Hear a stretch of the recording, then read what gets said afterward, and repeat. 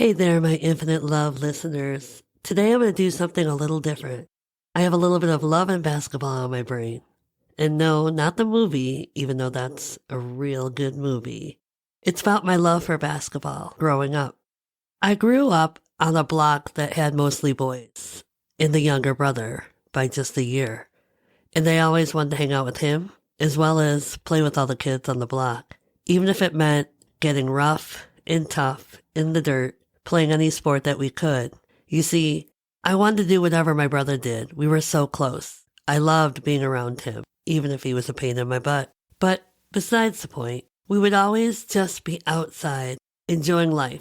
And basketball was one of those sports we played. And I loved watching and learning. And my brother had this talent. Sometimes I'd be jealous of this because he simply could touch a sport and turn it into magic, turn it into his own. He was amazing at anything and everything he did. He put his mind to. He just had that natural ability, that natural gift. I remember we would play so much that my dad had cemented the backyard, put up a basketball hoop, and we would play outside for hours and hours until it was finally time to come in. But that feeling when you picked up the ball and you started dribbling, the world seemed to stop. And it was just you, the basketball court, and all your dreams right there in front of you. It was amazing. It was such a feeling that came over me anytime I grabbed that basketball, started dribbling, practicing, and just playing. It felt so free, like I was soaring in the sky. I felt unstoppable. It wasn't until fourth grade when my mom decided to start coaching, creating a team for us so we could all play, because she knew I loved basketball. But she also knew that my brother loved basketball and he was already playing on a team. Go figure. Boys, they always had it all set up for them. Teams were always there and ready. But for girls, well, it's a little different back then. So my mom, unbeknownst to her what she was doing, wrangled in my best friend's mom to be her assistant coach. And you have two ladies who haven't a clue what they're doing with basketball, but creating something so much bigger for all of us to play, to be on a team as one. It definitely was a team of misfits. And I label it as that because we all stood out in our own unique ways. It's not your typical all-athletic women's team. We're fourth graders. We don't even know if we love basketball. We have our popular girls, our quiet girls, our nerdy girls, our very outspoken girls, our very religious girls. So you see, we were all so different, and yet when we played together, we were one. And that was such a cool experience, to be a part of a team of different personalities, of different labels, as we were given back then. I was a shy girl. I didn't really know who I was. I was quiet, yet had my funny moments. But I was all love. Well, especially for basketball. And I was definitely very awkward. I was this short, skinny girl whose uniform was 10 sizes too big for her, whose feet truly did not belong to her body. As I wore my black and red Air Jordans, I looked like I had clown feet. My doctor had always told me I was going to be really tall. I guess it never caught up to me. And that's fine, but back then, when you catch a picture or a video of me playing, I just die laughing because you could hear my big old feet, boom, boom, boom, boom, boom, boom, boom, as I'm running, sprinting. I forgot to mention, I was really, really fast. So that bode well for me playing basketball. I'd already be ahead of the game, down the court, ready for the long pass to make the layup. But sometimes my awkward little body was too fast, and I would totally miss that layup because I didn't have any control. So, it was fun, challenging, definitely comical. But those years playing basketball meant everything to me. Probably too much at one point or another. It was honestly my first love. Being on that court made me feel alive, made me feel seen, without wanting to be seen. That was the beauty of it all. I'd run up and down that court, forgetting who I was, forgetting my problems, my worries, my insecurities, and I would just play. Play for the love of the game, for the love of basketball. I remember when we would have scheduled games playing at other schools, how excited I was. I'd get real quiet, and I would just go into this trance, this zone, and I would block out everything else. And I could feel the nerves, the excitement, the adrenaline built up as we were ready for the jump ball. And then the whistle would blow, and it was game time. And we played some pretty competitive teams. And as much as it sucked losing, it didn't really bother me as much because we played hard. We tried our best. And when we were on fire, man, we were on fire. You see, my best friend and I, we had this magic between us. This unspoken word of knowing where we were on the court and knowing that with her height and her basketball skills, that she would be right behind me if I missed a shot and she'd make it and get all the glory. And I was okay with that because she was a phenomenal basketball player. She grew into a phenomenal basketball player. And I loved that for her. It was fun to watch my mom and my best friend's mom trying their best to coach or screaming at the refs when a call wasn't being made or when other teams were being too aggressive. I mean, don't get me wrong. We had some feisty players on our own team too. And girls can get brutal on the court. But that wasn't my scene. It wasn't my style. I didn't like confrontation. I didn't like the aggressiveness. I played because I loved to play. Was I upset if the game was being played unfair? Of course. But I do remember I had just had surgery. I had tubes put into my ears and I was supposed to rest. And the next day we had a game and I'm so bummed. I have tears in my eyes because my mom said, what kind of coach would I be if I let you play? And I understood it, but I was angry. I was angry because another surgery made me miss out on something that I love and identified with. But I sat there on the bench and the game was so close. And I gave my mom the puppy dog eye look. Put me in. I'm fine. I swear to God, I'm fine. And it wasn't until the last 2 minutes where I took off my hoodie and my sweatpants. I secretly wore my uniform just in case my mom decided to play me. And of course she did. And we brought the score back up. But unfortunately, because of the limited time I got to play, we ended up losing. But it was so much fun. It was so exciting at the end, making that huge comeback. I'll never forget it. And my mom's looking at me like, did I just make a horrible parental mistake? And I say no. I say you did a great job, Mom. Way to play me. Do I wish I would have played longer? Of course. But it's now in the books of memories as something phenomenal, something wild and entertaining to share. So you see, when I was on that court, I got to also meet other players and their families.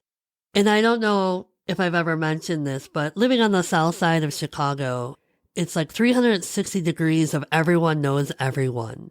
My mom went to the same high school as I did, knew a lot of the people I was about to encounter through basketball, especially in grade school. But I didn't really find that out or figure it out until I was in high school.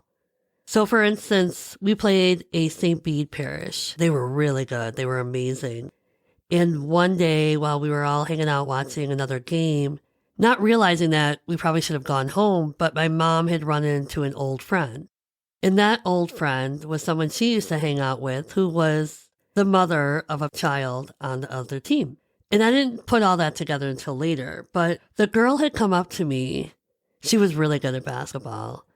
And she would just always say something nice or include me in conversations. So we got to know each other on a level, not so much a friendship level just yet, but on a courtesy level.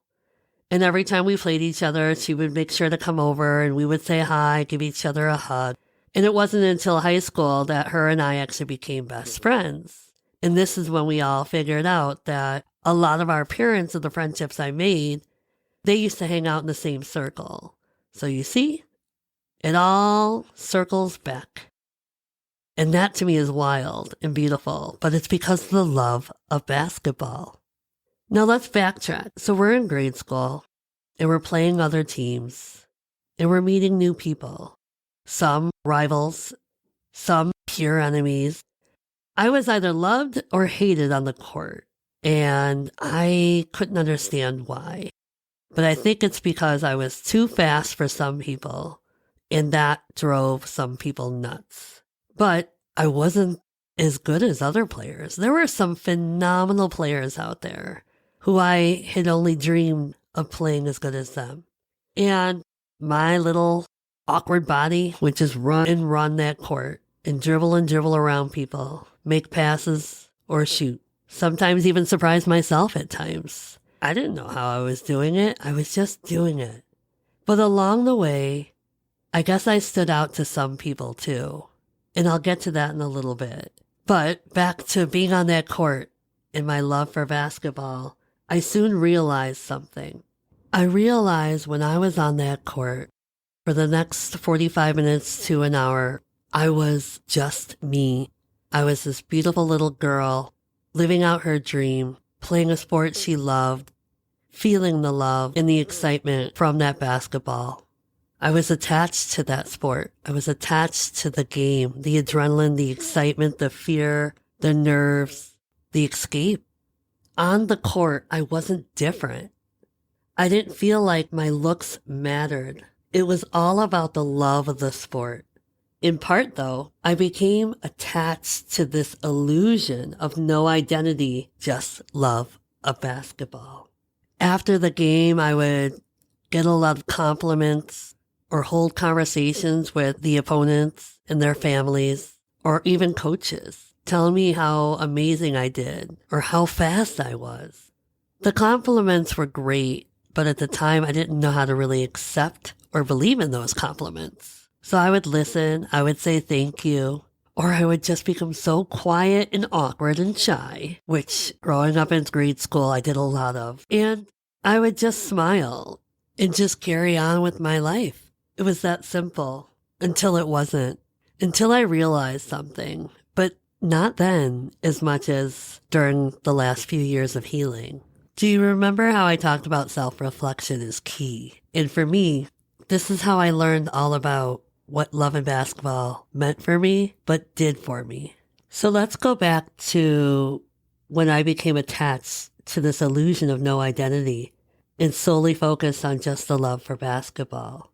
Well, unfortunately, basketball became the only thing I knew to love and understand. So when I was a sophomore in high school and I was cut from the team, I had no more identity. I was already lost in the abyss of all my surgeries from my past. I was lost in the identity of struggling as a teenager in an all-girls Catholic school, comparing myself to everyone else, not feeling beautiful, not understanding, always questioning my faith, life, existence. So now when you take basketball away from me, who am I? What do I really have left of me? I was crushed. I was devastated. I was this scrawny little 15-year-old who lost purpose. I really had no clue back then what to do with myself without basketball. And there goes the whole attachment. I didn't know then what attachment really was, but it played a huge detrimental role in my life. So I couldn't just walk away. And I begged the coaches just to be an assistant to help. I didn't care if I was doing stats, just so I could practice with the team, just so I can feel the ball, hear it hitting the ground, shooting, being amongst athletes, players whom I've known for the past year and a half, playing the sport I love and doing something that I only knew how to do. And so for the next 2 years, I was the assistant until I no longer played that role. And it's not because I learned everything. That didn't happen until my 40s. But it allowed me to survive then. It allowed me to heal without really healing. You see, I didn't know that then, but when the universe removes one thing, it allows room for other things to come through. And that's how I learned soccer was a sport that I loved to play, that I loved learning about and growing into. I didn't play forever. I didn't become attached to it. I just enjoyed it for what it offered. And to circle back to all of this, when I mentioned the whole 360 degrees, everyone knows everyone. Well, years upon years were in our adulthood. A former athlete from grade school reached out to me one day, sent me a DM explaining how she remembered me being this awesome basketball player in grade school, that her dad had reminded her of me. And I was a bit curious, but she went on to say she had a daughter with 8-PERT syndrome. She was born, and she was going through the struggle of identity, of understanding, of being a first-time mom and being scared. And I got that. I understood to the extent that I could. I knew my mom would probably understand a lot more, as she was the mother of a child born with a syndrome. So I went on to read, and at the hospital, her dad had brought my name up and said, "Remember that really fast, amazing basketball player from St. Christina?" And she went on to say, yes, I do. And he said, "She lived a great life. She lived with a disability and still lived a great life. And so could your daughter." And that was so heartwarming, to reach out to me in a time of need when I've never spoken to her since grade school. Our paths never crossed. And here, in this moment, they would. And that's why I'm grateful. Grateful for the love of basketball. You never know what the experience is actually bringing to the table for you on your journey. And although I lost the love for basketball, it wasn't until I became a Special Olympics coach. And at the time, the torch was kind of passed over to me, and we just had a track team. And I wanted to go bigger, dream bigger, and create a basketball team. And I wasn't given a lot of praise for this, more so, good luck. Good luck. You're not going to get that kind of support from people. And I didn't care. You had to try. This is for the kids, not for me, for the kids. And then that's when it happened. That year, we created not one but 2 basketball teams because we had that much of an interest. In the last 12 years, out of the 14 coaching, minus COVID, unfortunately, we've had basketball and bowling and track. We've created something so big from a one-day event when the torch was passed over. And it's such an honor to be able to give such opportunities, such infinite possibilities to these athletes. And it brings such love to my heart that I could transform what was taken away from me into a beautiful gift I can offer others. I could give everyone, not just single people out, not just single only the best athletes can play, but I can offer every athlete the chance to play basketball and fall in love with such a sport that allows them to feel like they're soaring in the sky, that their dreams are big and reachable. I've been coaching for 14 years now, and there's still always love in basketball. But this time around, there's no more attachment. This time around, It's just love, unconditionally, for the game, for the athletes, for the infinite possibilities it can offer them. And with that being said, I am finally resigning from basketball, from coaching altogether for Special Olympics. I knew it was time. We've had a great run, so many memories. But I also know in my heart that someone else can replace me and take it to a whole new level. Like I said, it was only a one-day track event when it first started. And when it was handed off to me and my other two coaches, whom I loved immensely, we turned it into something so profound, so magical. We turned it into infinite possibilities for our athletes to win state for bowling, for track, and for basketball. They're the success stories, not us. So I know that someone else with high vibrations, amazing energy, can transform it into something even bigger than what we've already done so far. And that right there gives me hope, gets me excited for the athletes.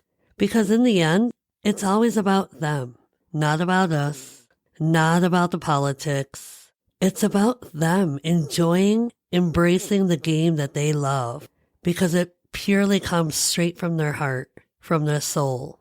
They bring the magic to Special Olympics. We're just lucky enough to offer the opportunities for them. So, I know it's time. I know it's time to let go of the reins and pass off the torch to someone else. And they too can carry on the love of basketball. So you see, the love of basketball has been a part of my journey this entire time. It had deeper meaning to it. It had lessons within it. All the things I did not know until I finally awakened to the world around me, to the depths within me, and started piecing everything together, doing a lot of self-reflection. So that's key. Going within, discovering your journey and the brilliance of it all. The signs, the synchronicities, the messages, the lessons. It's all for a purpose. Something so beyond greater than what you could ever expect. Here I thought it was just love and the sport, but it was so much more. It brought together differences. In a way, it allowed me to heal. It allowed me to represent a healing purpose for others as they cross my path. How lucky am I to just have all of these experiences and be able to piece them all together and just be grateful. Even in the darkest of times, I wouldn't go back and change anything because the love of basketball is where it has gotten me to today. And I've allowed myself to detach from the attachment of an illusion, from the great escape, and just have pure unconditional love for a sport that has taught me everything. With that being said, not only am I going to thank you for joining me on this episode, but thank you for joining me on my journey and being a part of it.